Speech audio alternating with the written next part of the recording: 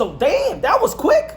The WBC have stripped Shakur Stevenson after historic victory versus Teofimo Lopez at Madison Square Garden, New York City, my city.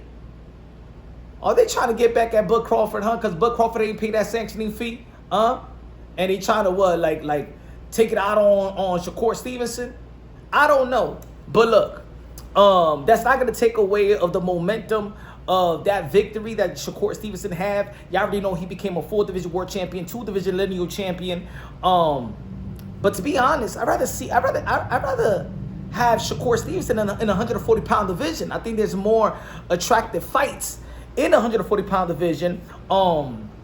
Because if you would have gone back to the lightweight division, Muay Thai would probably be the most intriguing matchup. And I don't know if after beating Teofimo Lopez, that I think that would have been going backwards.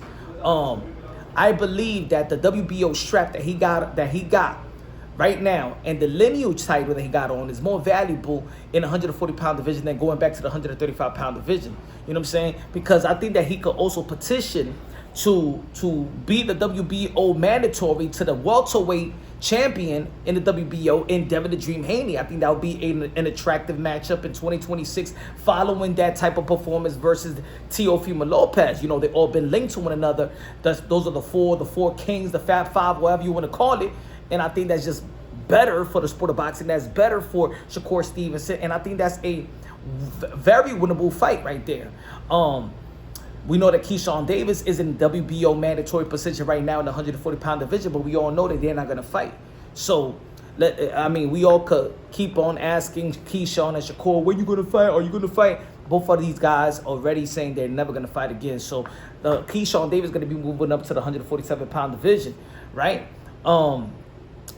So, unless that Tank was active at 135, that's the only fight that the world want to see at 135 is Shakur versus Tank. We're not gonna see Kid Austin versus Shakur Stevenson at 135. That Shakur, the Kid Austin, he lost that opportunity. So maybe the WBC is doing Shakur Stevenson a favor, right? So I could see Shakur Stevenson campaigning in a 140-pound division. Let's see the win of Gary Antoine Russell. That'd be a good fight. Richards and Hitchens. I don't think that Shakur Stevenson and Richards and Hitchens are gonna fight. They friends. Subriel Martinez in New York City. You know what I'm saying? That'll be alright. I know he got knocked out and stuff like that. I think it's better off for him to stay at 140-pound division or campaign at a weak 147-pound division if you really look at it. You know what I'm saying? There's only Devin Haney, Crocker, nah. You know what I'm saying? Claggett, nah. The winner, Ryan Garcia versus Mario Barrios, but he doesn't got the WBC. So I think right now, Shakur Stevenson versus Devin Haney is probably the best fight for Shakur. If he wants to keep on there to be great, he could capture the 5-division world champion title, and I think they'll be fighting for a lineal as well. He could become a 3-time lineal, beating Devin Haney. You know what I'm saying? Devin Haney expressed that he should be fighting for the lineal out there with Brian Omi Jr. this past with that victory, right? So he'll become a 3-division lineal champion, 5-division world champion by the age of 28 or 29. I think he's going to be turning 29 soon.